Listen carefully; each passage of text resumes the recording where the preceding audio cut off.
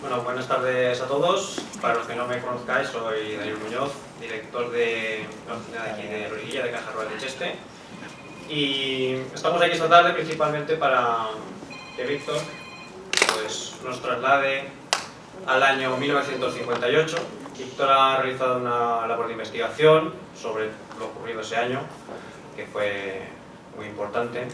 Todo esto viene patrocinado por la Fundación nuestra de Caja Rural de Cheste, ¿vale? En la que bueno, nosotros como entidad somos una entidad social que los beneficios obtenidos de la caja queremos retornarlos a las poblaciones diferentes, a Cheste, Villamarchante y Loriguilla, y nuestra forma de hacerlo pues, es mediante este tipo de actos, ¿vale? A través de la cultura, o bien colaborando con actividades deportivas.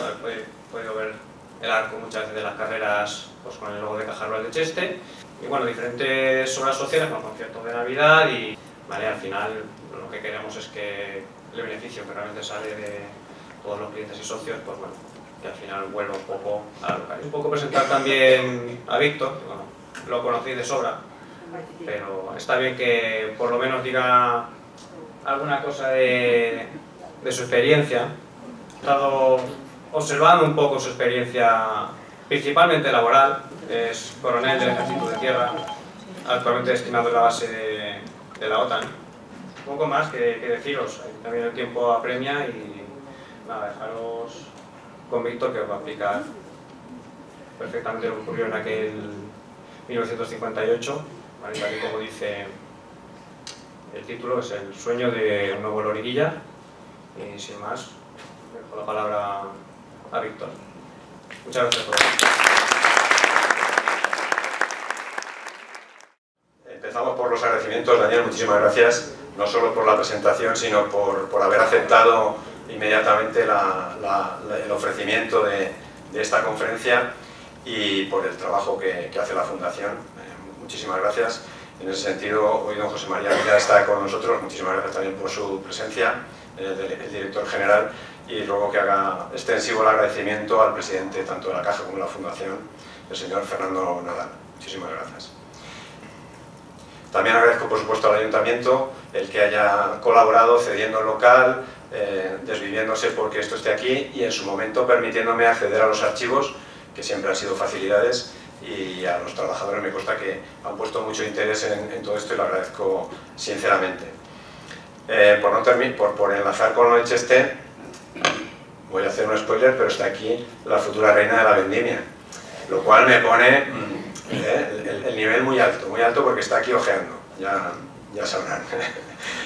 Bueno, y fundamentalmente agradecerles a todos ustedes que hayan querido dedicar un tiempo a este tema y soportarme durante un rato que me temo que va a ser más largo de la cuenta, pero espero que les sea interesante. Todo lo que ha contado Dani, pues al final es la experiencia de una persona que empieza a ser mayor y que tiene muchos años. Me consta que todos ustedes están pendientes porque cuando vuelvo de algunas de las excursiones siempre me preguntan, chico, ¿de dónde estás? Y todas esas cosas, con lo cual yo sé que cuando estoy fuera están pendientes. Y decir que aquí, yo en este ambiente, con muchas de las caras que veo, no puedo evitar seguir siendo el Víctor, el hijo de Tony y doña Pepita. Y así me presento ante muchos de ustedes que me conocen así. Y a los que no, pues como Víctor Bolero, que es lo mismo. También ha habido varias personas que me han ayudado en determinados momentos, a los que les he preguntado cosas o hecho. Les he pedido colaboración y quiero agradecérselo porque lo han hecho entusiastamente. Y por último, pues a mi mujer y a mis hijas, a las que les he fastidiado un poquito el verano estos días haciendo, en los tiempos que he estado preparando esto. También, aunque no son originarias de Loriguilla, también ya están acogidas, con lo cual les interesa mucho. Varias advertencias previas. Como me decía mi hija, la conferencia tiene un aspecto muy viejuno, es relativamente fea, hay fotos y tal, pero es un poquito dura. Y es porque tengo mucho interés en hacer hincapié en que la inmensa mayoría de lo que yo les aporto son documentos originales que he podido consultar en archivos y que no me he inventado yo, porque yo soy relativamente joven para conocer esta historia. Con lo cual he querido que ese color un poco aburrido sea el de esos papeles y que sea el verdadero valor que hay detrás de esto. También es verdad que hoy, en la conferencia que di en su momento, pues lo que hacía era aportar datos Y hoy, digamos, en esta segunda vuelta que ya le doy al tema, además de datos, sí que voy a expresar opiniones. Voy a expresar opiniones que, pues a base de conocer el tema, lo que sí que voy a decir es decirles lo que es opinión y lo que considero que es dato. Y que sean ustedes quienes juzguen. Las opiniones son opiniones y lo dejaré a su criterio. Después decir que no se puede contar la historia de Loriguilla en el rato que vamos a estar. Esto es muy largo. Marines, al final me lo he dejado. Marines tiene un libro sobre los 50 años desde el 2017, del 57 al 2017, y tiene 200 páginas, solo para eso. Yo tampoco me lo sé todo, entonces tampoco podría atreverme a hacer eso, pero además es larguísimo y luego salen temas mil. Sin ir más lejos, 5 minutos antes de venir, he encontrado otro papel de mi tío que completa una parte que luego les comentaré, pero 5 minutos antes de venir. Y por último, a los que vivieron esto, decirles, como dije la otra vez, que yo no les voy a contar lo que ustedes vivieron. Eso lo saben ustedes mejor que yo. Yo les voy a lo mejor, a sacar algún papel que explica lo que ustedes sufrieron, lo que pasó. Pero sus vivencias son suyas y yo no las puedo cambiar, y su conocimiento tampoco. En ese sentido, hablaba con don Ángel, y lo verán en la conferencia, que es uno de los temas, que es importante que todas esas vivencias que tienen y que todavía recuerdan y que guardan, que las atesoren.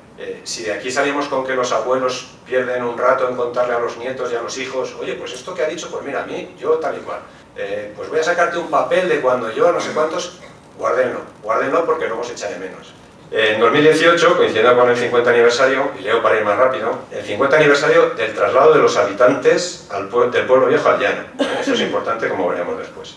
Pues preparé una conferencia sobre esa historia, pensando que lo que se había publicado hasta entonces era insuficiente y cada vez más reducido, porque no dejaban de ser extractos o resúmenes de lo poco que hay editado.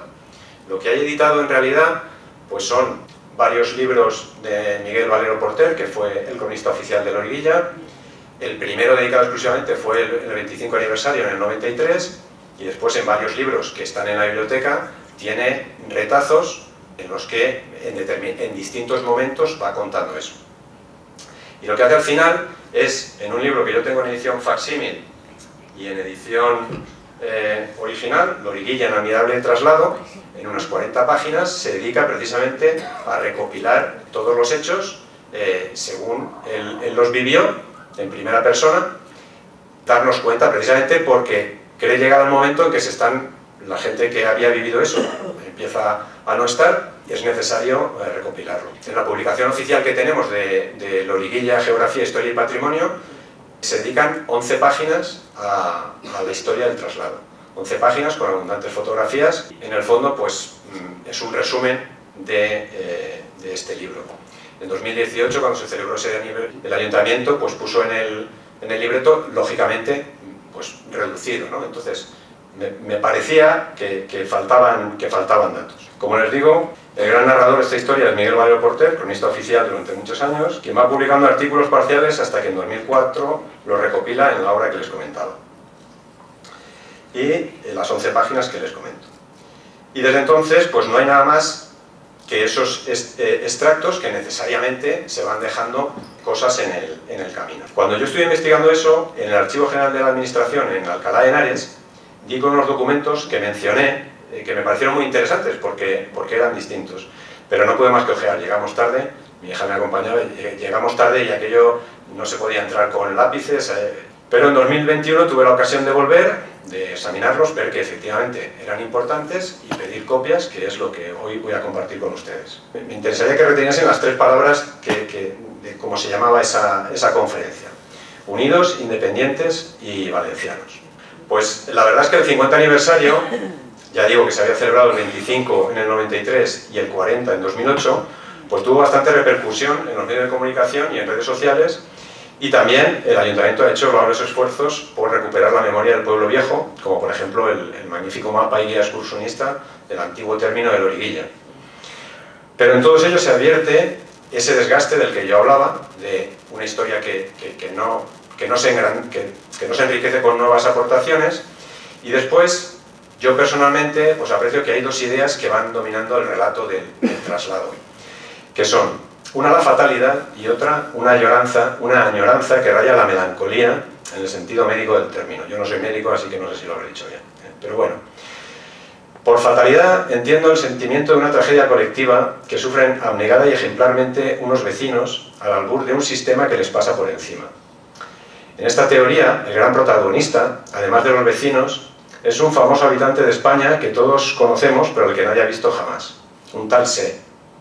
Así se construyó un pueblo, Se trasladó a unos ciudadanos, Se expropió unas propiedades, Se compró nuevas fincas y las transformó. Y en fin, la imagen del tránsito de Loriguilla se puede comparar a la de unos náufragos que, subidos en una balsa sin timón, son arrastrados por las corrientes hasta una tierra de promisión en la que consiguen rehacer una vida más feliz. Y por melancolía, esa segunda idea, entiendo que el excesivo mirar excesivamente atrás nos distraiga de conocer el pasado más cercano cuando todavía lo tenemos fresco en la memoria y tomar las suficientes notas del presente para podérselo dejar a los que vengan en condiciones. A eso me refería al decir que, por favor, si esto vale para que cada uno recupere su papel, su recuerdo, su foto y lo cuente, pues sería muy bueno. E intentaré abundar en estas ideas durante la conferencia. Bueno, pues una vez que había estudiado los documentos y con esa sensación de que la historia iba así, pues decía, esto lo tengo que poner a conocer, pero no encontraba nunca el momento, En diciembre del 22 se emitió, ahí hay una imagen, ¿no? El capítulo de apunte de Ciudades Desaparecidas, que hablaba de Loriguilla. Estaba yo fuera de España en ese momento, pero me conecté a internet, dicho sea, gracias a internet, y pues me dejó el mismo sabor. Cierto que hablaba de ciudades desaparecidas, luego por tanto tenía que centrarse en el pueblo viejo, es natural.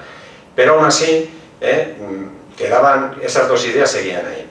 Pero no fue suficiente, debo reconocer que no fue suficiente para ponerme y decidirme a hacer la historia. Unos días después de eso, porque era también en invierno, igual que muchos vecinos, pues saqué la motosierra a pasear por los campos de la Masía del Conde. Y me vinieron a la cabeza muchos pensamientos similares a los que les había puesto en la transparencia anterior que comentaban los vecinos. Yo llevaba no 30, sino 54 años viviendo en Loriguilla Nuevo.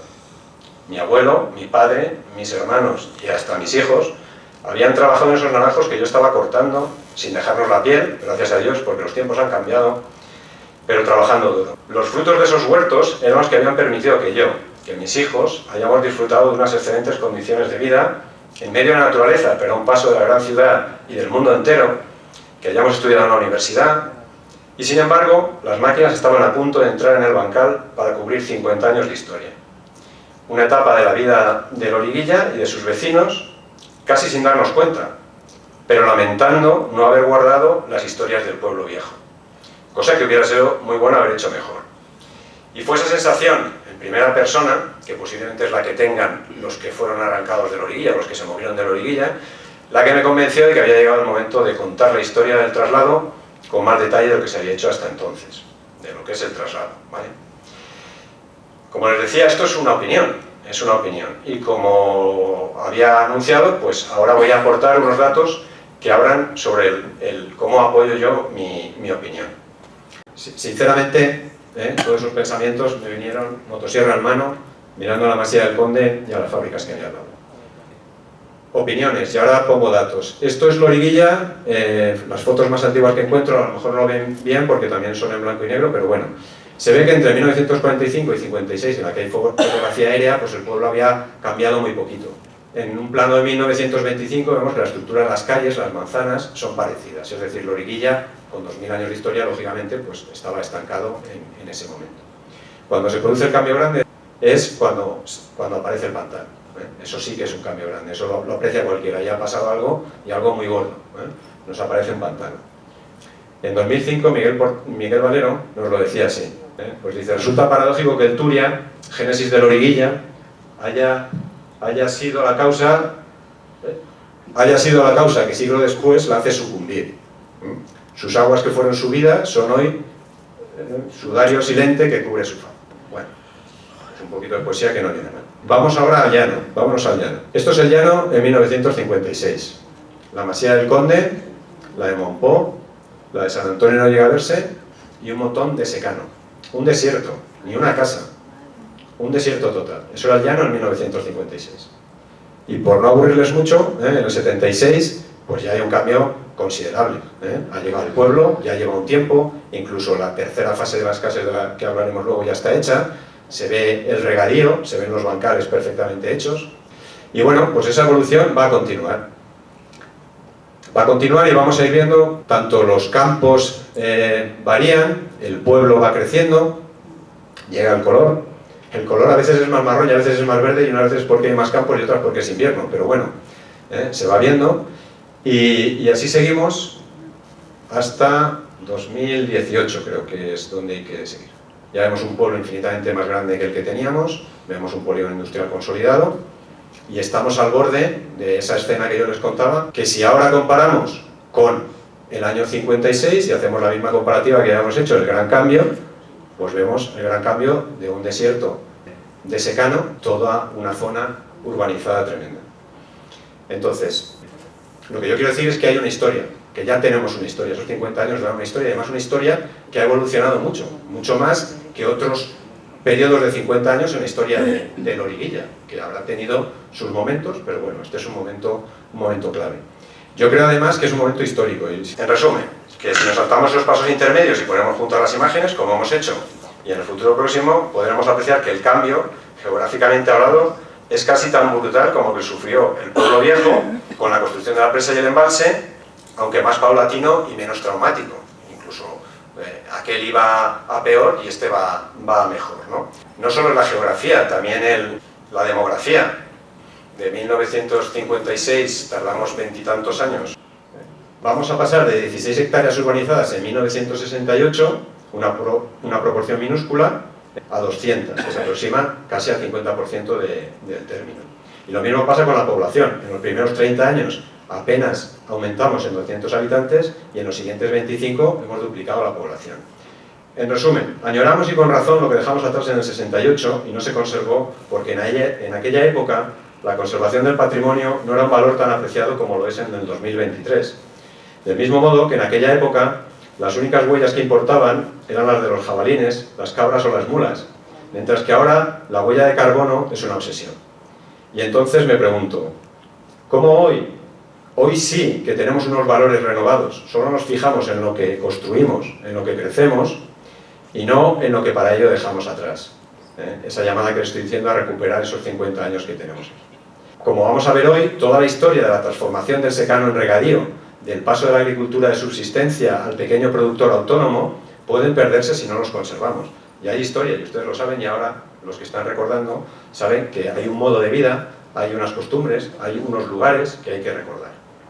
Pienso que vivimos en un momento de cambio de fase en la historia de Loriguilla, que cuando se escriba una próxima historia de Loriguilla constituirá necesariamente un capítulo aparte. Llegará un momento en que dirán, pues 2020 y tantos, el cambio de Loriguilla. Yo creo que tendré fácil recordar dónde estaba ese Satsumo gigante, porque ya hay unas fábricas enfrente y porque están haciendo una rotonda justo ahí. Pero otros tendrán más dificultad en reconocer dónde su abuelo o su padre levantó por primera vez la portilla para regar su flamante nuevo lote de naranjos o de frutales. Esta conferencia pretende revivir en la memoria aquellos tiempos, para que recopilemos cuantos más recuerdos mejor y podamos contarlos a los que vengan detrás. Y también pretende dar las gracias a los que nos han permitido disfrutar de tanta prosperidad. Bueno, no sé si esto se ha hecho muy largo, pero creo que hacía falta situarnos en el momento. Entonces ya les he contado el porqué, que es recoger esos documentos que en su momento no pude exponer, y el porqué ahora, porque creo que estamos en un momento histórico. Y vamos al qué. Pretendo contar un esquema básico del proceso completo del traslado, no solo del traslado de la población, sino del todo el traslado de lo que es el municipio de Loriguilla al municipio de Loriguilla Nuevo, y explicar quiénes, en lugar de se, tuvieron algo que ver en él. Y posteriormente nos centraremos en el, para mí, momento clave de la concepción del nuevo Loriguilla, 1958. Una vez que sepamos en qué consistió ese sueño, examinaremos cómo se hizo realidad en algunos de sus aspectos más importantes. Y para que entiendan el espíritu de la conferencia bien, es necesario que hablemos antes de sueños y de visiones. Esta imagen es una de las más icónicas de la reciente historia de la humanidad, I Have a Dream, 1967. Martin Luther King declarando al mundo su sueño de unos Estados Unidos mejores. No pretendo equiparar el traslado de Loriguilla con la lucha por los derechos raciales en Estados Unidos, pero sí pretendo contarles, ojalá revelarles, cómo en 1958 un puñado de loriguillanos, al frente de sus vecinos, expresaron su sueño de un nuevo y mejor Loriguilla ante las autoridades responsables de su futuro, y cómo 10 años después comenzaron a verlo hecho realidad. Y aprovecho para exponerles de alguna forma más formal la hipótesis que me propongo demostrar con esta conferencia. Lo que propongo es que, enfrentados a una amenaza existencial para el pueblo, las autoridades de Loriguilla fueron capaces de, primero, concebir un sueño de futuro y un plan para alcanzarlo. Segundo, agrupar a todo el pueblo en torno a esa idea. Tercero, cambiar los planes de la administración. Y cuarto, trabajar incansablemente para haber hecho realidad ese proyecto. Dicho de otra forma, frente a la idea del naufragio, sostengo la versión de la expedición. La de un pueblo que, acuciado por una necesidad vital, se enrola en una navegación difícil y aventurada hacia una meta que saben mejor y por la que vale la pena pasar las penalidades del viaje y del establecimiento en un nuevo lugar. Esto del sueño está en las modernas teorías de organización de las empresas, en la que lo llaman la visión. Es la visión, es una manera de comenzar un proyecto, teniendo claro cuál es la visión, cuáles son mis metas y cuáles son los valores. Pues bueno, vamos a explicar la visión. Lo primero, el traslado es un proceso muy largo, que yo empezaría en 1926, como situamos en alguna de las publicaciones, en otras se va ya directamente a la construcción de la presa, y que no termina hasta 1975. Y en realidad, hasta 1981 no sabemos que ha terminado, pero como ya lo había terminado en 75, pues damos la fecha por válida, 1975. Y es importante que tengamos todo ese proceso. Ahí en medio hay un acontecimiento clave que es el 68, en que los vecinos, los habitantes, vienen al pueblo. Pero hasta el año 75 no se ha terminado el proceso. No se ha celebrado ningún aniversario de esos y dentro de poco habrá un 50 aniversario de ese año. Bueno,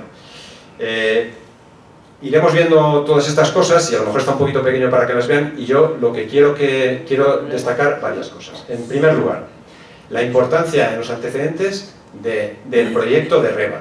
Se suele hablar del primer proyecto del 28 de la Confederación, pero no tanto del de REBA. No se puede entender la historia de Loriguilla sin saber que REBA hizo un proyecto, ¿vale? Y me he olvidado decir una cosa. Todo esto empezó, y aquí tenemos algunos, por culpa de los de la capital. En el 1926, en una sequía muy grande, y Valencia pide agua. Y a partir de ahí se desencadena un proceso de búsqueda de agua que lleva a la construcción de presas en el Turia. Y por eso esa empresa que se acaba de crear también hace un proyecto. Segundo tema interesante que a lo mejor no se suele ver. La presa de Loriguilla es un proyecto de Estado. Si se fijan, empieza en el 26, en la parte de la dictadura de Primo de Rivera de la monarquía. En el año 34, lo conté en la otra conferencia, sigue estando en el Plan Hidrológico Nacional, con la República. Y en el 1942, terminada la guerra, se recupera. Se va postergando porque primero aparece Alarcón, luego aparece Benajever, y se queda ahí, pero es un proyecto histórico. Llega un momento en que hay una necesidad, se crea esa necesidad y llega en el momento que llega. Eso es importante también, que yo considero importante que se sepa. He mencionado un antecedente muy importante para todo esto, que es Benajever. Ellos ya han visto lo que ha pasado en Benajever. Benajever se ha repartido entre Utiel, Chera, entre Nieva, San Antonio y San Isidro. Ellos saben lo que implica el traslado de un pantano. Y por tanto se ponen las pilas. Y les permite prepararse, como decía. Luego hablaremos del traslado, que es la parte principal, ya digo, centrarnos en el 58, y la tercera parte no la voy a tocar apenas, más que en lo que afecta a la realización de esas primeras ideas. No lo voy a hacer porque eso sí queda para un libro entero. Es una historia apasionante, que yo no he podido estudiar, he conseguido cierta documentación que hasta ahora no tenía, no tengo conocimiento todavía, pero desde luego es apasionante y muy larga. Ya veremos cuándo hay tiempo. Solo diré que entre el 68 y el 70 el pueblo tenía dos delegados gubernativos. Uno para el pueblo nuevo, dependiente del alcalde de Ribarroja, y otro para el pueblo viejo, dependiente del gobernador civil. Entre el 70 y el 74 se recuperó el ayuntamiento para todos los habitantes, y entre el 74 y el 75 se vuelve a repetir la situación anterior, cuando ya se obtiene la independencia.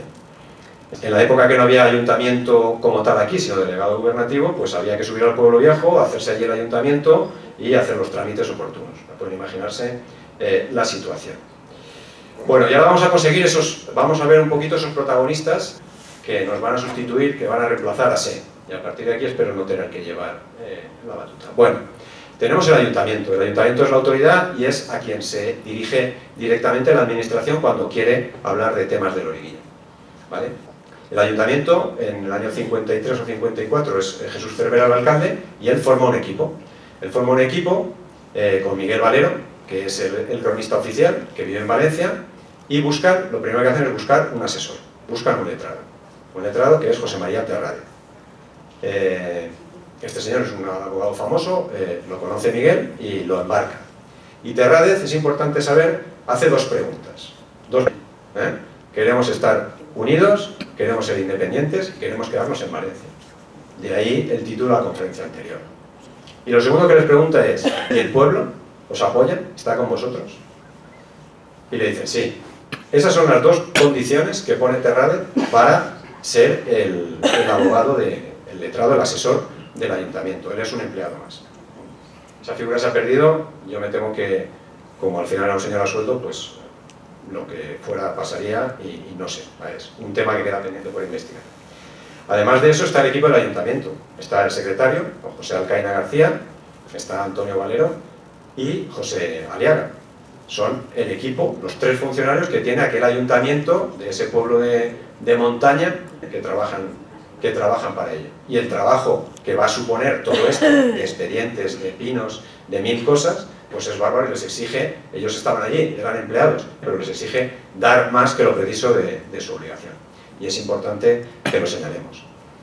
Soy sobrino e hijo de dos de esas personas, pero os aseguro que si no estuviera convencido de que lo que les digo es verdad, no estaría contándoselo. Entonces, no puedo quedarme no contarlo porque sean familia mía, y espero que lo entiendan. Bueno, el siguiente protagonista, Reba.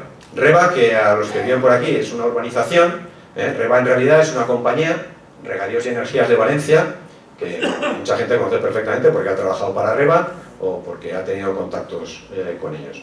Surge en 1926, es una compañía de origen belga y se dedica a los regadíos y a las energías, dice su propio nombre, ¿no?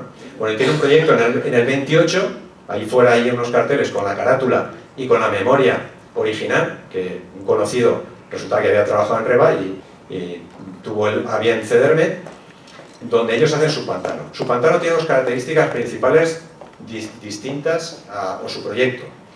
Una es que es una presa mucho mayor que la de la Confederación Hidrográfica y de hecho va a ser el modelo que sigan en el 42 y en el 56 para hacer la presa final.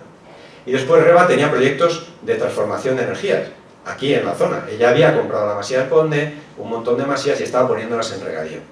Luego ese conocimiento es fundamental para que en su momento el equipo de Loriguilla se decida por esa idea y diga, bueno, si Reba quería hacer esto, ¿por qué no lo hacemos nosotros ahora?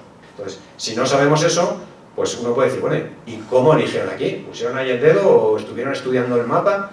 Pues esa es la explicación. La Confederación Hidrográfica. Según la ley de expropiación forzosa, el encargado de todo lo que suceda con todo esto es el ingeniero jefe de la presa que se está construyendo. Entonces, quien habla primero con el ayuntamiento y quien tiene la primera palabra es la Confederación Hidrográfica. Y veremos cómo la Confederación Hidrográfica es la primera que lanza unas propuestas. La Confederación es un organismo autónomo, pero depende del Ministerio de Obras Públicas, o un ministerio que tenemos ahí. El siguiente, el Instituto Nacional de Colonización, que se transformará con el tiempo en IRIDA, y que depende del Ministerio de Agricultura. Había ya una conexión entre la construcción de obras públicas y de presas y la posibilidad de que el Instituto Nacional de Colonización ayudase a ese tema. Pero son dos organismos distintos, que dependen de ministerios distintos. Y de hecho, las autoridades comienzan sus aproximaciones al Ministerio de Agricultura. Y el Ministerio de Agricultura pues les dice, yo tengo colonización, yo estoy haciendo presas en Badajoz, estoy haciendo cosas ahí. Eso es lo que te puedo ofrecer. Porque yo no soy el responsable es la Confederación Hidrográfica, es la que te tiene que dar una solución. Yo, si ellos no pueden, puedo ayudarte. Y lo que había entonces era una legislación, porque es importante saber que todo esto no era arbitrario. Sobre todo esto estaba la ley de expropiación del 54, que es la misma que está en vigor a fecha de hoy, reformada, pero es la misma y se sigue llamando de no sé qué de diciembre del 54.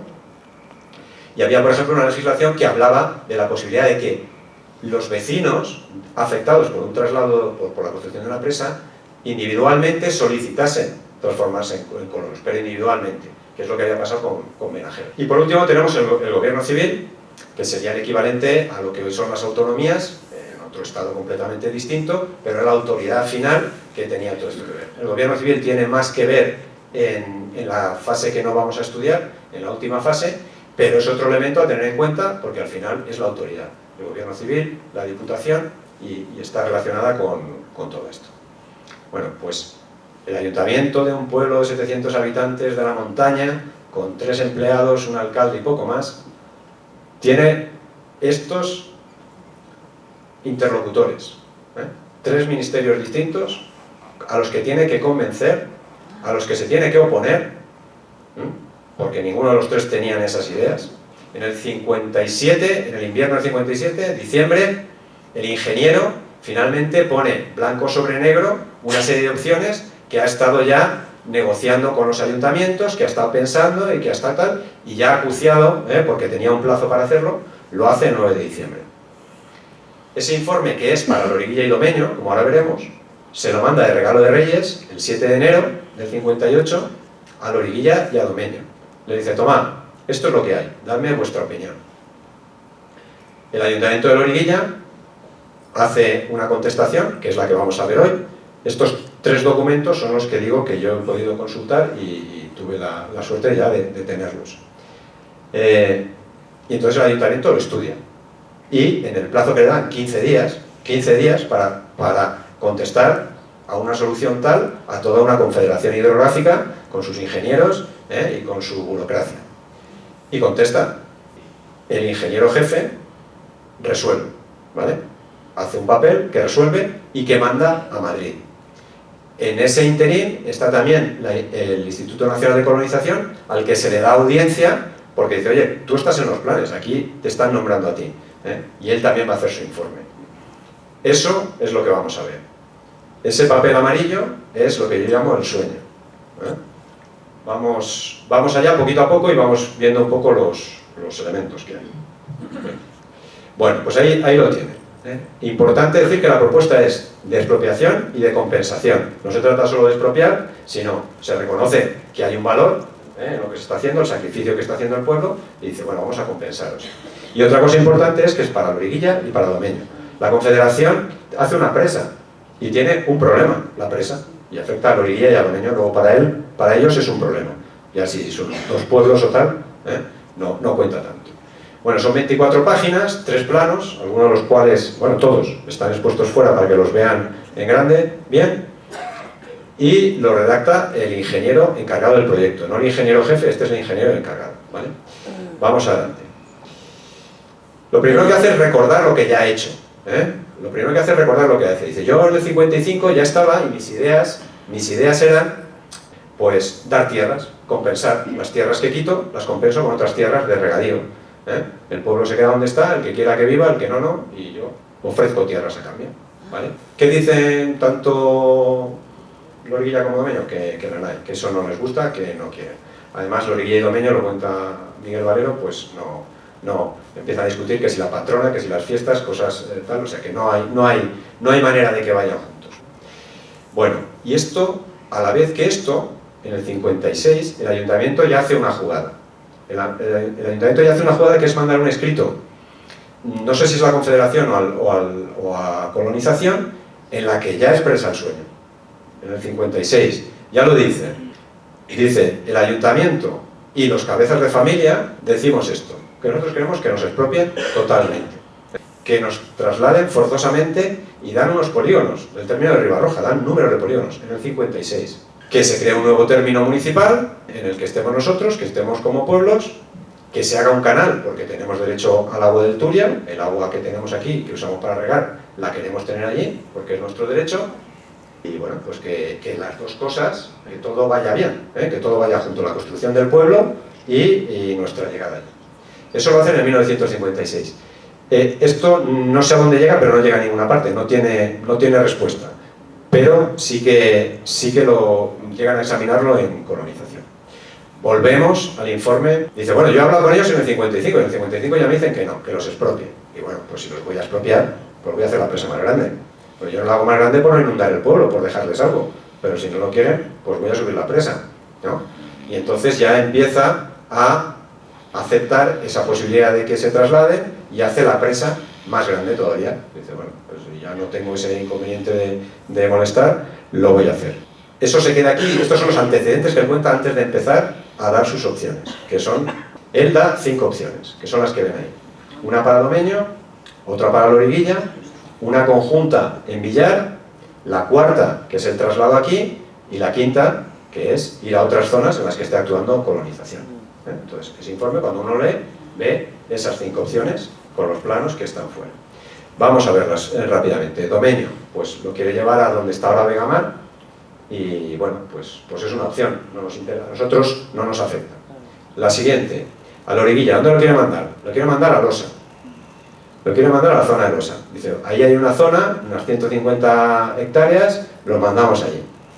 Y el mismo ingeniero dice, la verdad es que Losa, pobrecicos, han sido el pueblo adoptado de la Diputación y ahora les metemos a los de Loriguilla aquí, en esas tierras. Dice, Loriguilla, además, no le gusta, esto no, lo pongo porque lo tengo que poner, pero esto no es factible, ¿vale? Él mismo lo dice.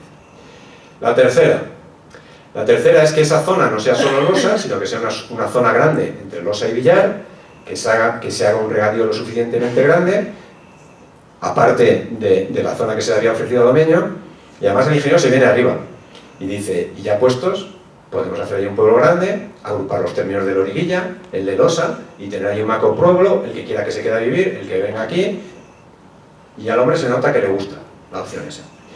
¿Por qué creo yo que le gusta? Porque está en su mano. Él va a construir el canal, está construyendo el canal de Benajever, luego va a tener agua, y hay tierras, y bueno, habrá que expropiar a alguien, claro, cuando vayamos ahí pues habrá que expropiar a los dueños, pero bueno, es un mal menor. Muy bien, y la cuarta es la de Loriguilla. Dice, bueno, la verdad es que los de Loriguilla andan en conversaciones, ahora hablaremos de eso, ahí con la Reba, y tal, y la verdad es que eso, pues hombre, el sitio es privilegiado.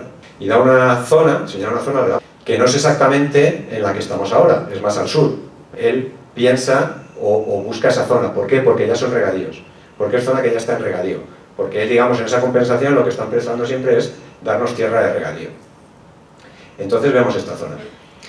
Para él, el inconveniente más grande para él es el tema de que no hay agua caballera, que hay que sacarla de los pozos, por lo tanto es cara, y no hay suficiente para Loriguilla y Domeño.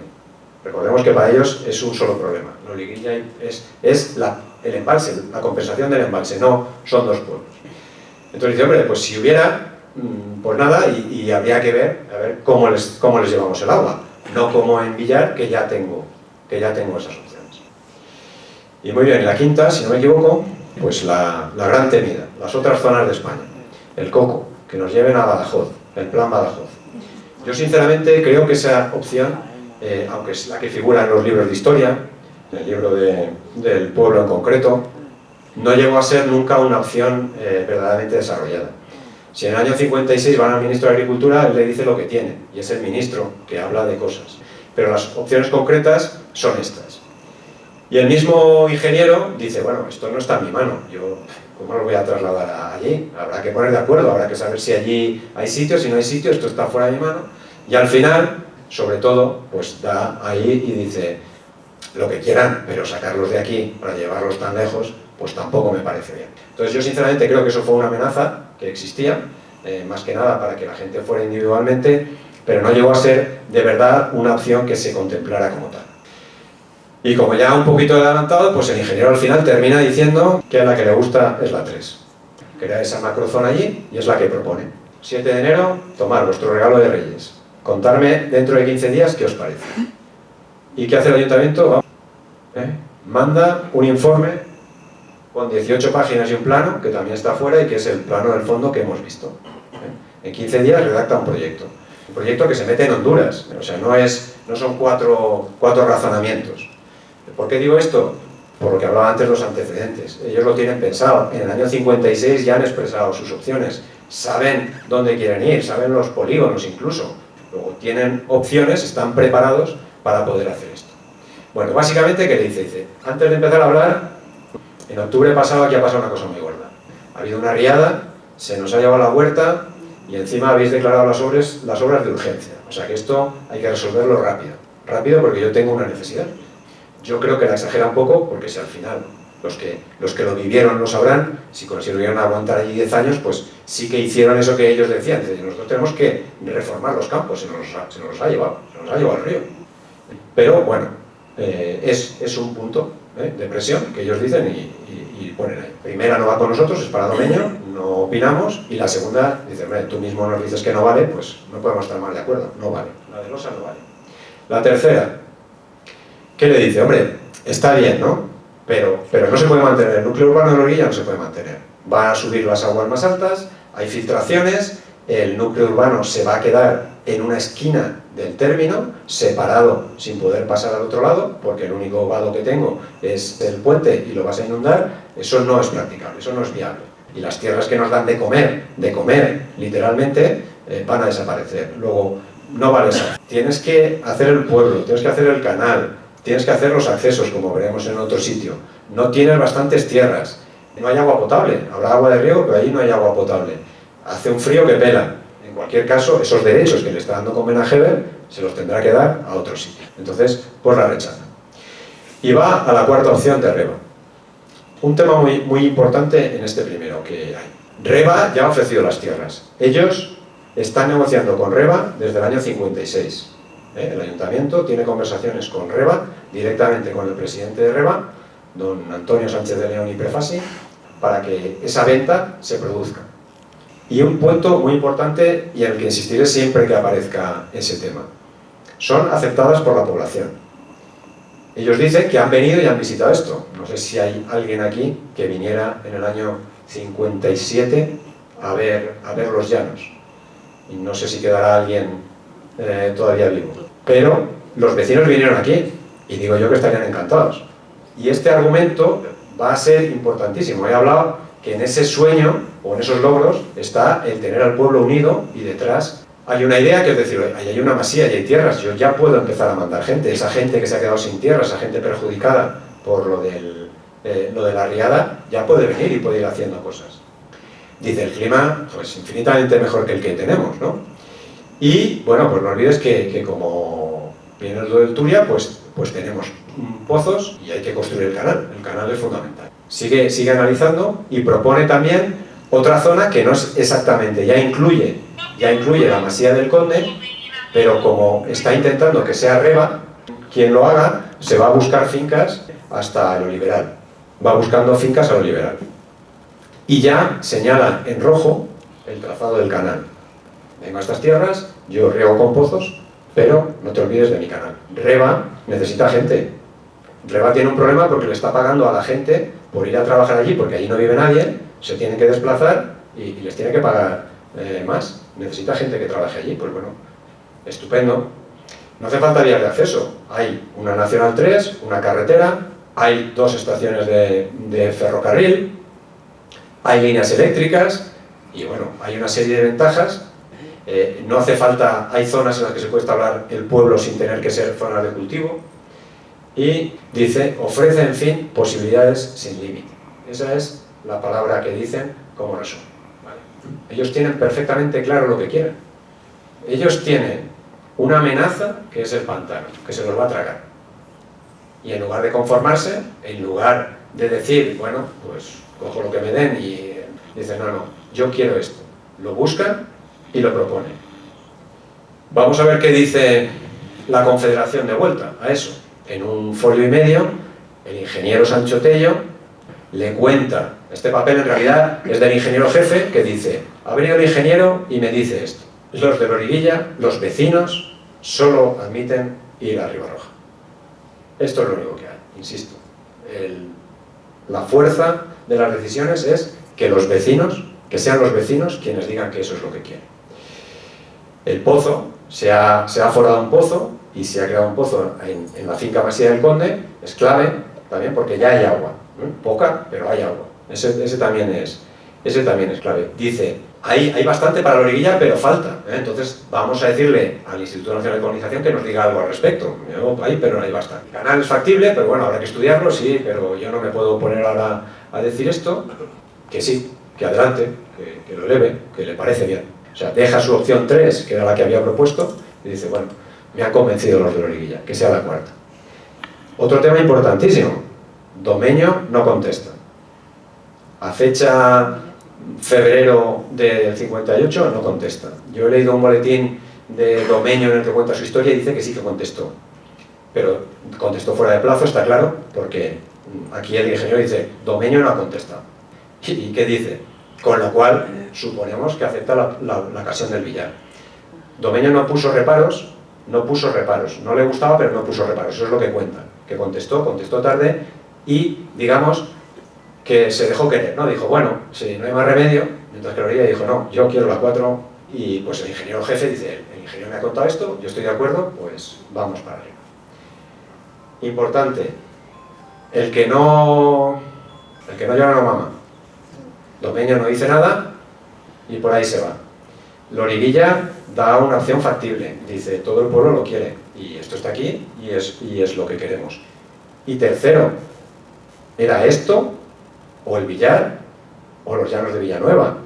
No había más opciones. O sea, nosotros podemos pensar ahora que, bueno, pues esto se podría haber hecho, yo qué sé, en un barrio de Valencia, podríamos haber transformado allí un paraíso cinegético, podríamos haber convertido Loriguilla en... Eso lo pensamos nosotros ahora. En el 55 las opciones que había eran esas 5 que les he presentado. Y de esas 5, Loriguilla consigue llevarse el gato al agua, porque está preparada, porque tiene un proyecto, porque lo sabe vender y porque ha convencido a sus vecinos de que eso es bueno. No va a ser un camino de rosas, esto no va a ser un camino de rosas. Aquí hay mucho sufrimiento, muchas incógnitas y mucho padecimiento. Pero la idea está clara y la voluntad también. Ya tenemos convencida a la Confederación, vamos a ver qué pasa en Madrid, vamos a ver qué pasa con el Instituto Nacional de Colonización. En marzo del 58, Colonización hace un anteproyecto y repasa un poquito la historia. Dice, oye, en el 56 ya se hablaba de varias opciones, llevarlos a una zona regable de Berangeber, la opción del billar, que se hicieran tierras o otras tierras en otro sitio, que se adquirieran, o que nos lleváramos a otras zonas del Instituto Nacional de Colonización. Dice, pero en el 56 Loriguilla solicita por escrito que nosotros compremos las fincas de Reba. Yo pienso que puede ser esa carta que hemos visto antes, pero no lo tengo claro. Pues nosotros, ya que nos lo ha dicho, hemos ido a Reba y le hemos dicho, ¿Reba qué? Y dice, pero nuestras gestiones no tuvieron resultados positivos. Eso es lo que cuenta. Y luego escribe un párrafo que les voy a leer, pero que quiero que vean, mecanografiado, que dice, en este anteproyecto, esto es el antecedente, dice, ¿qué ha pasado tal? Y ahora, ¿qué ha cambiado? Con fecha del 13 de febrero último, y como consecuencia posiblemente de la actuación de las autoridades de Loriguilla, quienes tienen un marcado interés de trasladar a los vecinos de dicho pueblo a la zona citada, se ha presentado en estas oficinas un escrito de ofrecimiento de la finca Masía del Conde, cita en el término municipal de Ribarroja, Valencia, suscrito por el director de Reba, que se remite por oficio aparte a esta dirección general y que motiva el presente anteproyecto. Es decir, yo le escribo esto porque tengo una oferta en firme de Reba que me quiere vender la Masía del Conde para hacer esto. Y dice, posiblemente por las gestiones que ha hecho Loriguilla, porque yo en el 56 no me hicieron caso, o no llegué a un acuerdo, o no quise pagar lo que tenía que pagar. ¿Qué es lo que, entonces, lo que se dedica, este informe, lo que hace es examinar las fincas de la Masía del Conde. Lo que es la finca de la Masía del Conde y otras 29 que Reba compró a distintos propietarios y que tienen el plano también ahí fuera para ver y ahora veremos. Y las examina una por una, dice cuáles son sus posibilidades y qué es lo que hay. Entonces, básicamente, ellos ya habían llegado a la conclusión, siempre la cifra mágica son las 260 hectáreas, que ya estaba en el otro informe. Para trasladar a Loriguilla necesitamos 260 hectáreas de regadío. Y hace una estimación que no será la real, de esos patrimonios familiares, de cuántas anegadas, de qué número, esa no será real, pero la suma de las 260 anegadas va a ser. Reba pide 20 y tantos millones, ¿no? 20 y tantos millones por un total de 163 hectáreas que tiene la finca. Y el instituto dice que como mucho 12 o 13. 12 o 13 y todo pendiente de que ese pozo que han aflorado efectivamente tenga ese caudal que dicen que tiene. Y lo que dice es que en cualquier caso no hay bastante. Dice, esto está para empezar, pero no hay bastante para la Loriguilla. Y así lo deja. Propone que se compre por un precio entre 13 y 14 millones. Y por ahora nos quedamos con esto de lo que dice el Instituto Nacional de Colonización. Pero ya tenemos en verde los dos pasos que se necesitaban para lo que era un sueño, que nunca fue una fantasía, ni una lucubración, fue un sueño, fue una visión, se convierta en un proyecto.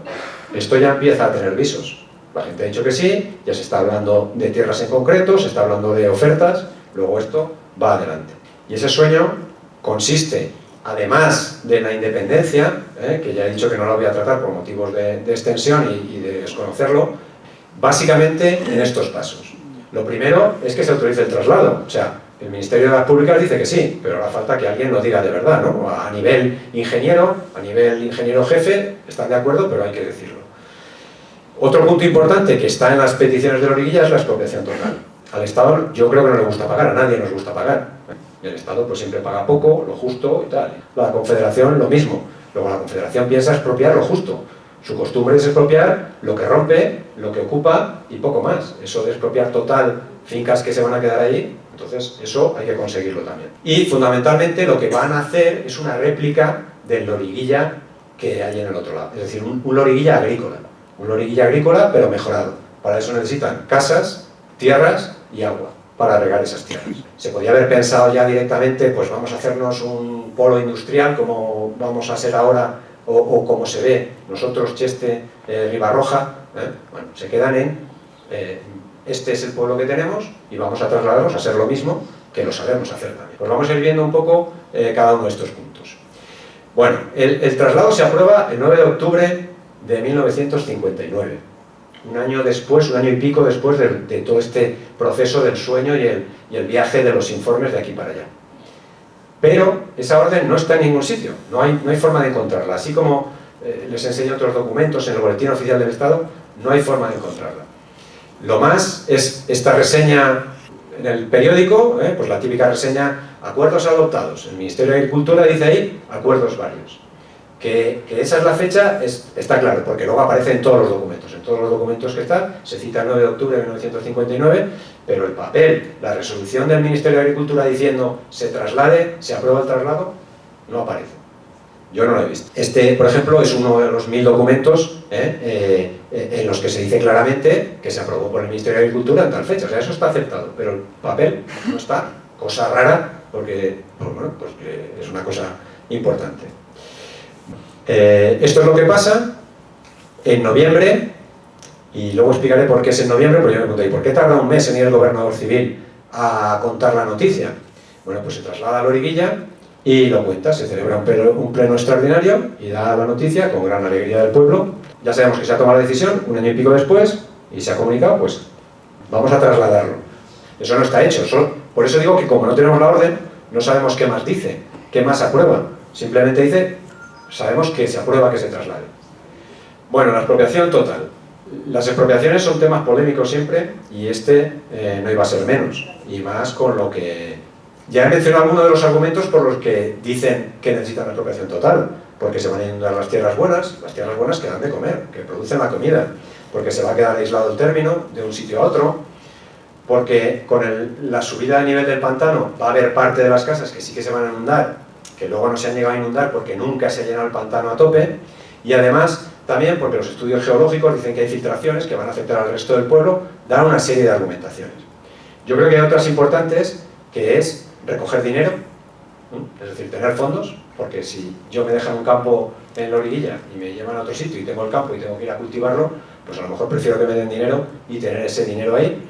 Y sobre todo, que esos fondos, el Instituto Nacional de Colonización, que tiene que hacer un pueblo, que tiene que construir un pueblo, diga, bueno, pues dispongo de esos pueblos. Sea como sea, entiendo que nadie va a estar conforme con esto, pero es lo que se hace. Y algunos de esos argumentos, como hablaba, ¿no? En el pantano, en el proyecto de replanteo, yo no lo he visto, y lo citan en ese resumen histórico de Domeño.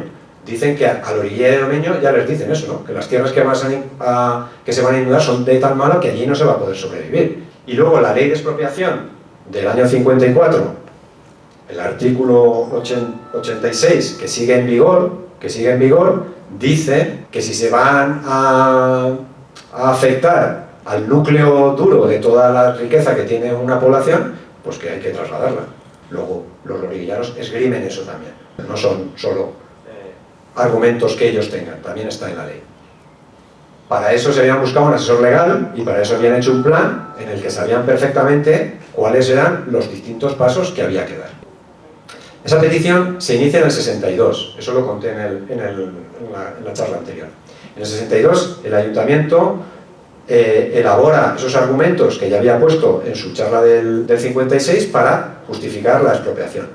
Y lo hace, importante, vamos arriba, examinando las peticiones formuladas por el alcalde y por los vecinos y propietarios. Los vecinos. El alcalde puede hacer lo que quiera. En el 62 manda un escrito similar, pero no justifica lo suficiente que tiene el visto bueno y la autorización de los vecinos a solicitarlo en su nombre. El ministerio se lo devuelve. Le dice, entiendo sus razones, me parecen buenas, pero usted no puede hablar en nombre de los vecinos. Luego, justifíqueme documentalmente que sí que los vecinos están de acuerdo y cuando me lo haga, yo pues posiblemente lo volveré a examinar y le diré algo. Luego en el 63 lo tienen que repetir, tienen que hacer un acta, los vecinos firman cada uno como que está de acuerdo, como que quiere la expropiación y la expropiación se lleva a cabo. Se aprueba en el 63, pero ya digo, una vez más, la fuerza, la que inclina la balanza siempre es el hecho de que los vecinos estén ahí. Por mucho que haya un plan y que haya un asesoramiento y que se sepa perfectamente lo que hay que hacer. Si el proceso ya era complicado con las tierras que estaban afectadas por las obras, las que estaban inundadas, las de la ataguía, ahora se añade el resto de fincas. Estos son algunos de los varios pasos que había que dar para que la expropiación se llevase a cabo. Había que declarar los bienes, el ingeniero iba a los sitios, los examinaba, estaba conforme, hacía un justiprecio, se hacían reclamaciones al justiprecio, se pagaba cuando se pagaba, que eso es otro de los inconvenientes de las expropiaciones. En fin, un trabajo inmenso e ímprobo. Muchos de los vecinos firman todavía con su huella dactilar, con lo cual podemos imaginarnos el trabajo administrativo que supuso eso al ayuntamiento en sí. Como yo digo, yo creo que ningún alcalde de un pueblo de 700 habitantes en toda España firmó tantos papeles como Jesús Cervera en esa época, a no ser que estuviera también en un proceso de traslado. Creo que ahora es el momento, efectivamente. Yo estoy convencido que de la expropiación habrá muchas quejas, mi padre se quejaba, así que tiene que haber quejas. Pero claro, si lo hubieran hecho bien, hoy lo que estaríamos aquí sería proponiendo que el Ayuntamiento de Loriguilla estuviera incluido en el libro Guinness de los récords como el único ayuntamiento que expropia o la única expropiación que no tiene quejas de nadie. Vemos aquí, tenemos reciente Volkswagen en Sagunto y hay quejas, uno ahí que habla de la Tortuga Mora en Almería y también hay quejas, otros que lo van a hacer en un hospital y se quejan. Yo, sinceramente, considero que es imposible hacer una expropiación en la que todo el mundo esté de acuerdo, con lo cual, mal de mucho consuelo de tontos, pero en el peor de los casos nos queda ese consuelo. Ya tenemos la decisión de que se traslade, ya tenemos la expropiación y ahora las tierras. Esto, como ven, es una imagen del 64 tomada desde el tejado o desde algún balcón de la Masía del Conde, mirando hacia Valencia. Vamos a poner otra cita de Miguel Valero, el libro de fiestas del 66, todavía no se han trasladado. Dice, miles de árboles jóvenes, soñando otra vez los sueños, sentir en sus tallos la dulce caricia de la ruda mano de su sueño, que les guíe y alimente en los difíciles años de su desarrollo. Vecinos de Loriguilla Viejo estaban aquí plantando y cuidando los árboles que iban a ser de sus vecinos. Esas tierras ya están levantadas. Esos vecinos que vinieron aquí nos lo tienen que contar, nos tienen que decir dónde vivían mientras hacían eso. Nos tienen que contar quién era el encargado de Reba que estaba y que les decía quién transformaba tal al que hacían, porque si no nos vamos a olvidar. Y lo hicieron. Y es historia. Vale, esto es una hoja de un expediente que resume relativamente bien la compra de las tierras, porque no olvidemos que no sabemos lo que dice esa orden que se traslade, no lo sabemos. Y ahora hay que comprar las tierras no están compradas. Reba ha hecho una oferta sabemos que Colonización no está dispuesta a pagar lo que Reba pide y el Ministerio ha dicho que se vayan para allá. Entonces, este resume un poco lo que pasa desde marzo del 58, en ese informe que hemos visto, que es un anteproyecto, y dice, eso llegó al Consejo Nacional de Colonización, no lo leo ahora, pero bueno. El Consejo de Ministros, una vez más, lo cita, el 9 del 10 del 59, lo dice, se compra la finca y se toma posesión de la misma el 27 de octubre. Prácticamente todos ustedes, sin saberlo, saben qué día se compró la finca, porque en las escrituras de las casas viejas se cita esa compra como origen de las casas que reciben los colonos. Entonces, todo el que tenga una escritura de la casa original verá que dice finca que procede de la compra efectuada ante el notario el 24 de octubre, ya se lo digo, un notario de Madrid, el 24 de octubre. El 24 de octubre se firma la compra y el 27 ya el Instituto Nacional de Colonización se hace cargo de ella. Bueno, lo que no sabemos es el precio. Reba dice, en un libro que tiene ahí, que lo vendió por 14.750.000 pesetas. Pueden hacer la traducción. 14 millones de pesetas. ¿Qué dice Loriguilla? Loriguilla, en un escrito posterior, cuando está pidiéndole cosas al Instituto Nacional de Colonización, y dice, dame tal y cual, le dice, oye, y te recuerdo que yo puse 4 millones de pesetas para pagar la finca de Reba. Tú no pusiste, no sé si los 14.750, yo añadí sobre esa cifra, porque le pagué a Reba en otra transacción, 4 millones, pero el Ayuntamiento ha puesto 4 millones. Entonces, esta misma cifra, Miguel Valero también la tiene recogida, como que Loriguilla pagó 4 millones. Lo que ya no sé si el Instituto Nacional pagó 10, que no parece lógico si estaba dispuesto a 12 o 13 2 años antes, o un año y pico, y Loriguilla pagó otros 4. Pero el caso es que se compra. Y no me resisto a hacer, aunque vayamos un poco más de tiempo, pero no me resisto a hacer una mención al libro oficial. El libro oficial califica esta compra, era como ejercer de, digamos que, mercenaria del amor y encima pagar por el servicio. Eso es como califican el que Loriguilla ponga 4 millones para completar la finca de... Para sacar esos 4 millones, ¿qué es lo que hacen? Pues subastar pinos, que es la gran riqueza que tiene Loriguilla. Entonces, esto es del 11 de noviembre, ya se publican una serie de subastas. Y esto se me ha olvidado decir, en la expropiación, que es un elemento fundamental, la expropiación total que pide Loriguilla es excepto los montes. Los montes que son propiedad del ayuntamiento, dices, expropiame todo menos los montes déjamelo, porque son mi vida, porque es de donde yo voy a sacar eso y porque es lo que hoy disfrutamos. Tenemos los montes de Loriguilla porque no se solicitó la expropiación, se mantuvieron en su momento. Pues bueno, de aquí suponemos que sacó el dinero que necesitaba. ¿Por qué? Porque para hacer eso esta es la autorización para que se haga la subasta de pinos. La Dirección General de Montes tiene que autorizar, no puede ir el ayuntamiento y cortar los pinos. Y para hacer eso hubo que ir, terrazar los pinos, contabilidad, cubicar el monte, otro trabajo extraordinario que hubo que hacer para todo esto. Otro informe que hace INC, el Colonización, después, porque recordemos que ahora solo tiene la Masía del Conde, y en el informe anterior ha dicho, tengo la Masía del Conde, pero eso no es bastante. ¿Qué dice?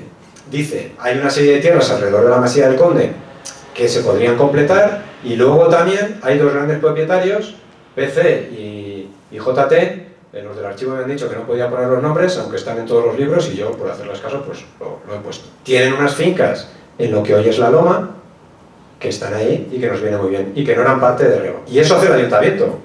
El ayuntamiento, por su cuenta, va a buscar a este señor, Albert Chapa, que le compra a JT la finca, y le dice, véndemela, o véndesela a Colonización.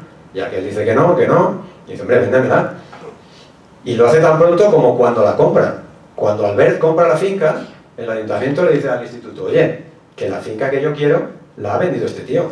Expropiásela tú por el precio que ha comprado y incorpórala ya. En el año 63 le está diciendo que ya la ha vendido, la finca que yo quería. Bueno, pues nada, que no hay forma, que no llegan a un acuerdo, porque este Albert dice que ha vuelto a plantar naranjos, que ha hecho mejoras, que vale más, que me pagues más, que el instituto tiene que buscar el dinero, y entre que llega el dinero, que el otro ya le pide más, entonces el ayuntamiento una vez más dice, bueno, venga, 850.000 pesetas faltan, las pongo yo, que se compre. Y se compra la finca de Montes. Entre tanto, Colonización sigue comprando fincas de particulares que están alrededor de la Masía del Conde y va completando también por la parte, digamos, este, y por el oeste se completa con la finca de Albert. Y aquí vemos la comparación, cuando salgan fuera la verán mejor, entre la finca original, lo que es Reba, que llega hasta esos naranjos que hemos visto plantados desde aquí, habíamos visto hasta aquí, todo esto no era de Reba, y toda esta zona de aquí, que es la de la Loma, tampoco era de Reba. Luego queda un cuadro aquí que tampoco es de Reba, que se comprará también a particulares, y con todo esto se contempla. Esto al final, entre lo que vende Reba, lo que se aprovecha, son 100 y pico hectáreas, y con lo que hay y el total se llega más o menos a las 260. Pero la finca original de Reba es una parte, es la finca más grande, pero es solo una porción del total de las tierras, que a su vez es solo una porción de lo que luego será el término municipal. Luego la finca Masía del Conde, siendo la más grande por sí sola, que constituye el término, no llega a ser el término, ni la mayor parte, es solo una parte, o sea que hubo que completarlo. Y aún así no es suficiente, porque ya han venido otros vecinos que no habían tenido casa en su primer momento y que también quieren tierras. Y en el 71 el INC le dice, oye, yo tenía unas tierras aquí, rebate unas tierras que yo había pensado para una gente de Castellón que van a hacer un pantano, ¿os interesan a vosotros? Y los loriguillanos dicen que sí. Le damos, esto es la finca de Forriolos. En el 74 Irida lo compra y se hace la subasta. Todavía hay un montón de transformaciones que tiene que hacer Irida, le damos. Y al final, en el 76 lo tiene ya, que lo va a entregar, pero todavía dice, a ver si aguantáis un año más porque no he terminado. Y en el 77 el pueblo ya le dice a los vecinos, dice, mira, dame las tierras y ya me encargo yo. Y allí que estuvimos quitando raíces no sé cuántos años, muchísima gente. Con esto es parte del sueño.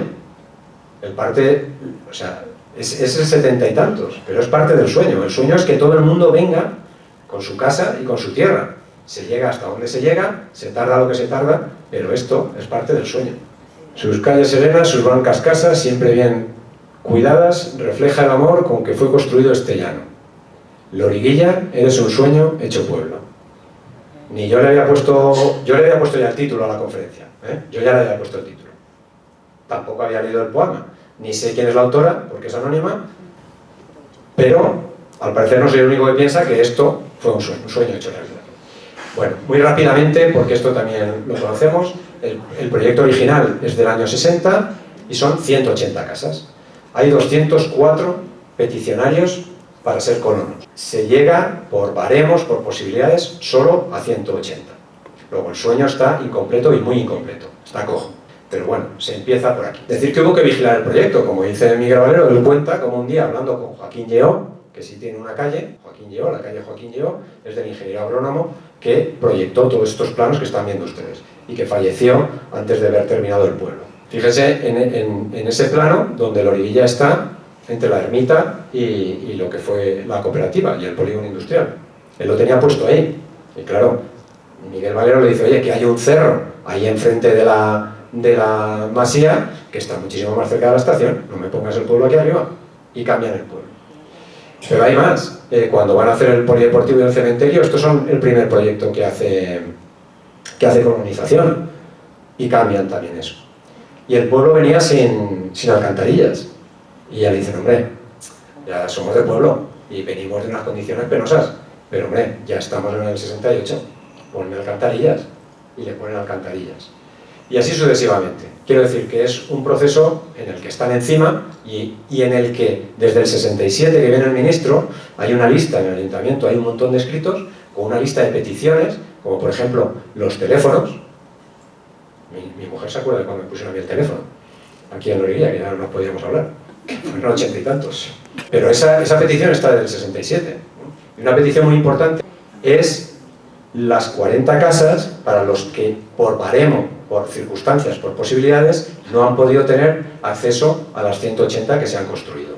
Eso se consigue ya en el 67, el acuerdo, que se incluya como un proyecto, y se entregarán en el 72.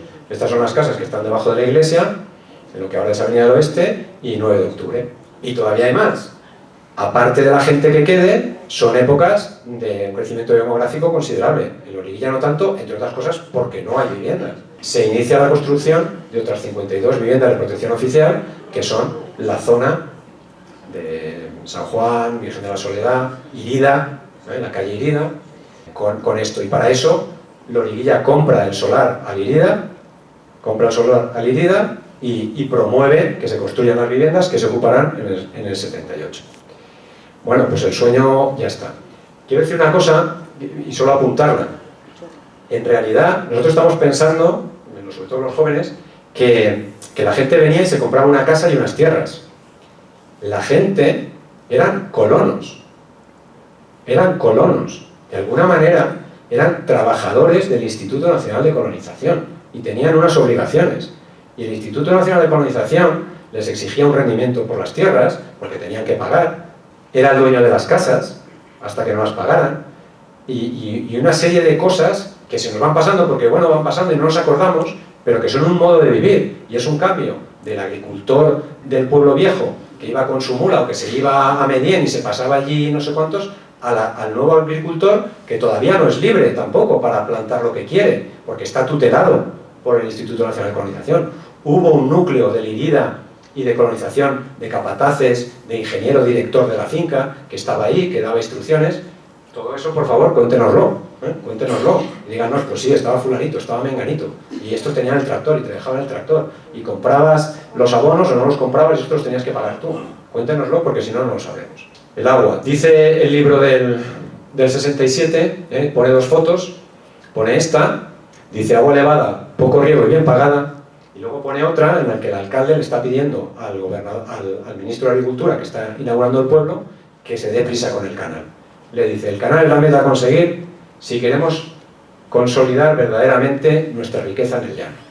Desde el 56, Loriguilla no renuncia a ese canal. Entonces vamos a ver las dos cosas. Este es un plano de los sondeos que se hacen hasta 12 sondeos entre el 60 y el 70, de los cuales solo dan producción 3, que son los que están en Carasoles. Y no me resisto a hacer otra llamada que lo he puesto esta mañana. Este pozo es el pozo original del 58, que hemos visto, creo yo, si alguien sabe que no es, pero por la situación y por dónde está. Supongo que en su día robaron los cables, robaron el motor, está en estado de ruina. Pocas cosas nos quedan de la época esta, la Masía del Conde y poco más.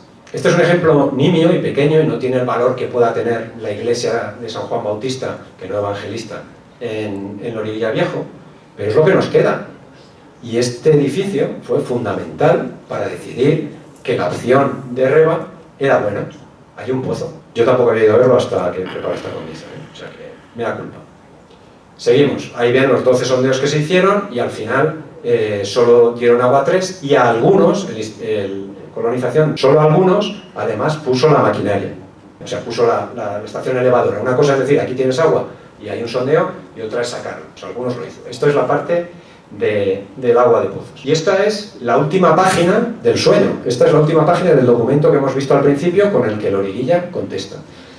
Y que yo llamo el sueño por escrito, es como nos cuenta el sueño. Pues ahí hay dos puntos, los dos últimos puntos son referentes precisamente al canal. Dice, hay una urgencia, el ayuntamiento y el vecindario están dispuestos a trabajar. O sea, dice, si hace falta venir a picar, vamos a picar. Luego dice, o sea, fíjense el detalle que en el documento ya discuten la cota a la que se debe hacer la toma en Villamarchante para que el agua llegue con la suficiente caída para regar toda la finca. En ese documento que han redactado en 15 días, en el 58, ya están pensando en eso. En el cuerpo se ve que le dice, no lo hagas aquí, hazlo un poquito más atrás, saca la cota y con eso yo llego a regar toda la finca. Bueno, vamos a ver cómo se hace el canal. El primer proyecto que hay es un canal que viene de un pantano que se ha proyectado en Villamarchante, que se proyecta en Villamarchante en los años 60, que es el final de los proyectos para contener las riadas del Turia. Ese proyecto no se lleva a cabo, pero iba aparejado con un canal que iba a regar toda una zona que también lo tienen ahí fuera de la zona.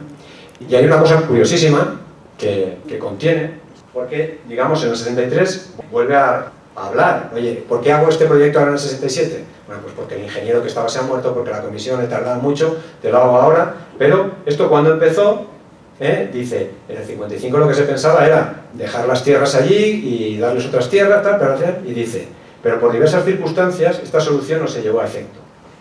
El municipio de Loriguilla, fíjense lo que dice, que es incorrecto, con las colaboraciones y ayudas adecuadas, adquirió la finca de secano Masía del Conde. O sea, estos ingenieros que no han estado en el 58 piensan que fue Loriguilla quien compró la finca. O sea, hasta qué punto la intervención de Loriguilla fue decisiva para que el Instituto Nacional de Colonización lo comprara. Quien redacta el proyecto es de la Confederación Hidrográfica.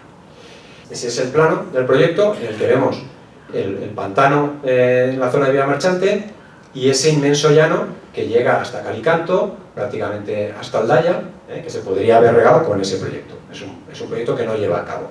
El que se lleva a cabo, un canal exclusivo para Loriguilla, que viene desde Villamarchante. Aquí hay un proyecto en el 73, que hasta el 73 no consiguen que se redacte el proyecto. Fíjese que en el 67 le está diciendo esto es urgente, en el 58 le está diciendo esto es urgente, hasta el 73 no se hace, en el 75 se da la concesión, la Confederación da la concesión del agua, la reconoce, pese a la oposición de los regantes de Valencia, pero la soslaya y dice que sí.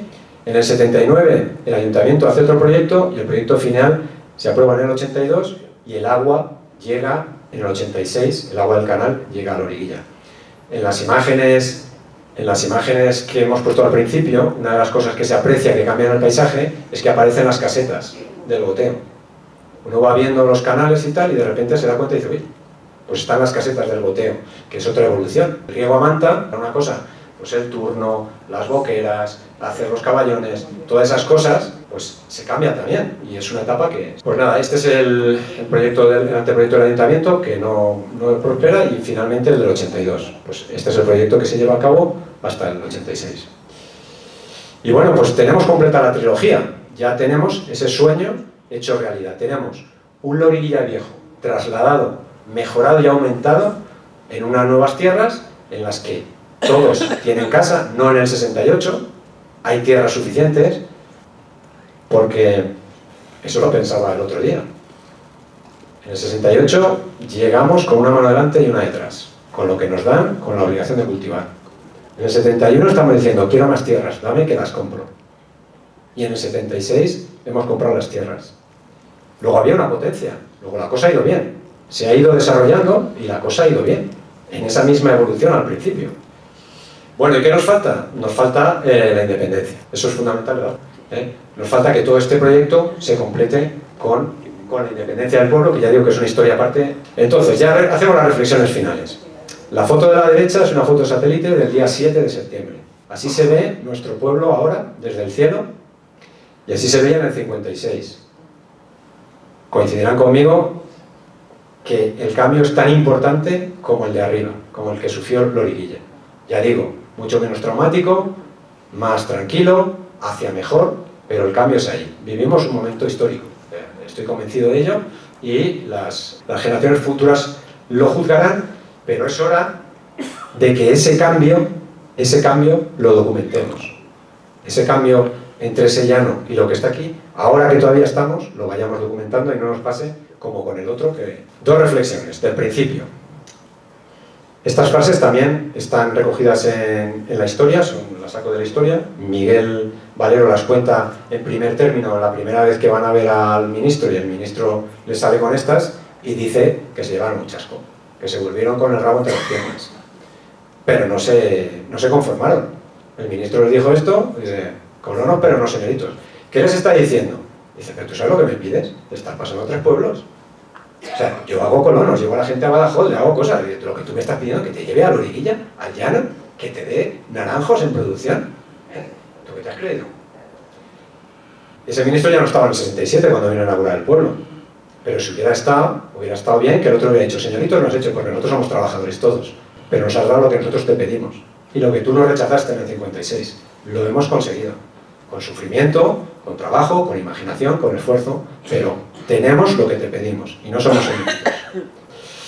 Y después hay otra analogía que hace Soler en el 53 cuando dice que el alcalde le dice a los vecinos, les anuncia que van a hacer la presa y le dice que es como a un enfermo, el médico le dice ya que le queda, que va a morir al cabo de unos meses.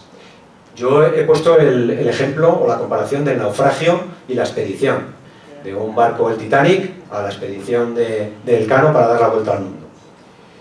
El de la enfermedad también es bueno, porque el ejemplo es que este es un padre o una madre que tiene a un hijo enfermo y no se resigna.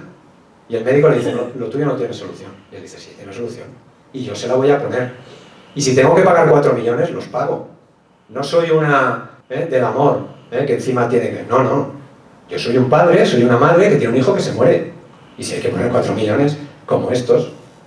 Entonces yo creo que esa interpretación es importante que la hagamos. Porque si no, no tendremos la buena idea. Los americanos dicen que para hacer un buen trabajo, primero hay que decir lo que te voy a contar, luego hay que contarlo y después hay que recapitular y decir lo que te he contado. ¿Yo qué les he contado? Que hay unos proyectos, hay una amenaza de Estado que empieza en el 26 y se mantiene hasta el 58 en que se cristaliza, que es un pantano. Las autoridades de Loriguilla se preparan, ven qué pueden hacer y tienen una visión clara, que son esos 3 documentos que hemos examinado hoy. El informe de Loriguilla y la aceptación tanto del Ministerio de Obras Públicas como del de Agricultura. Y la consiguen. Tienen un sueño que es lo que hemos hablado. Un Loriguilla mejor, un Loriguilla con casas nuevas, con tierras nuevas, el mismo estilo de vida, pero infinitamente mejor. Y eso es gracias al esfuerzo del pueblo, dirigidos por sus dirigentes. Pero es que, me van a perdonar, pero es que estos señores tenían mucha visión. En el año 68 editan un panfleto para reivindicar el término, cuando ya se meten en el término. Esto corresponde al otro, pero quiero decirlo. Y los colores son las distintas zonas que ellos reclaman. El verde es lo que le da el ministerio por defecto. Le dice, estas son tus 587 hectáreas. Y él dice, hombre, si me redondeas esos huequecitos, pues ya queda una cosa redonda. Pero para hacer un pueblo en condiciones, dame un poquito más y un poquito más. O sea que si esta idea triunfa en el 68, Loriguilla sería dueño del polígono de la Reba, del polígono de Pollo, del polígono de Lo Liberal, del parque logístico. Sabían perfectamente dónde venían y sabían perfectamente las opciones que había aquí. Y por eso lucharon y nos trajeron hasta aquí. Y eso, sabiendo, y como he dicho en varias ocasiones, que su verdadera fuerza era que tenían un pueblo detrás que estaba dispuesto a afrontar esos sufrimientos y estaba dispuesto a estar con ellos. Ese pueblo que todo Internet, ahí, con los nombres y apellidos que hay puestos, pueden identificar a los 180 colonos que tuvieron la casa y que fueron el principio. Más grande, cuantos más cerveras o valeros hay, o aliagas o lo que sea. Y lo que yo propongo es que, además de estos que están en una nube, que es como los tenemos ahora, en una placa en la que reconocemos al pueblo su sacrificio, pues hay ciertos nombres que tienen derecho a estar completos. No más destacados que el resto, pero tienen derecho a estar ahí, con nombre propio y con sus propios apellidos.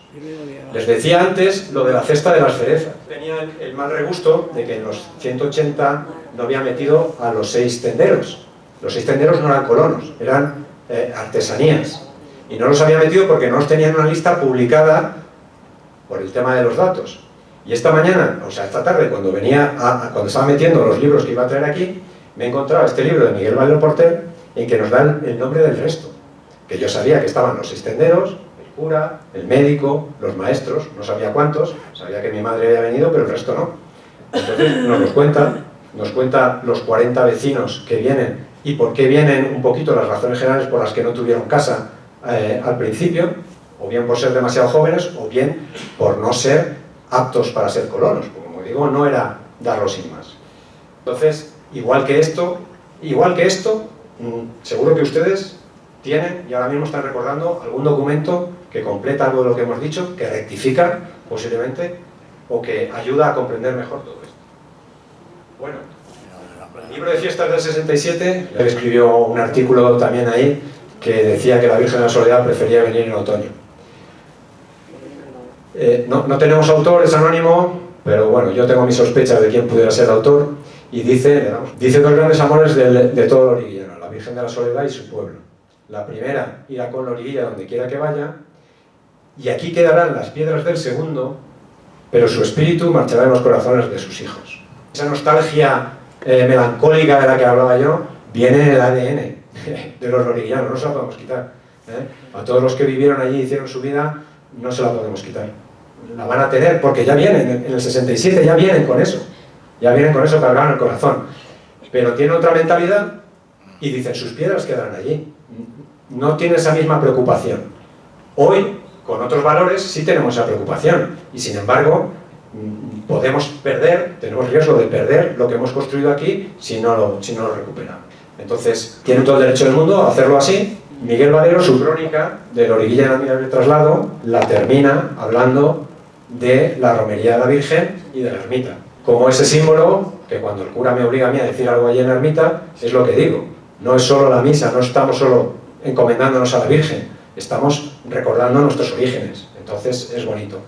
Allí había un fotomontaje en el que la Virgen estaba por encima del pueblo, y aquí tenemos una fotografía real en que la Virgen desde nuestra ermita actual está velando por nosotros. Y además esa foto se tomó en el año 2020, como ven ahí, porque ahí estaba la Virgen cuidándonos con el COVID. Hasta aquí llego esto, pero no haberles aburrido, y me he pasado por lo menos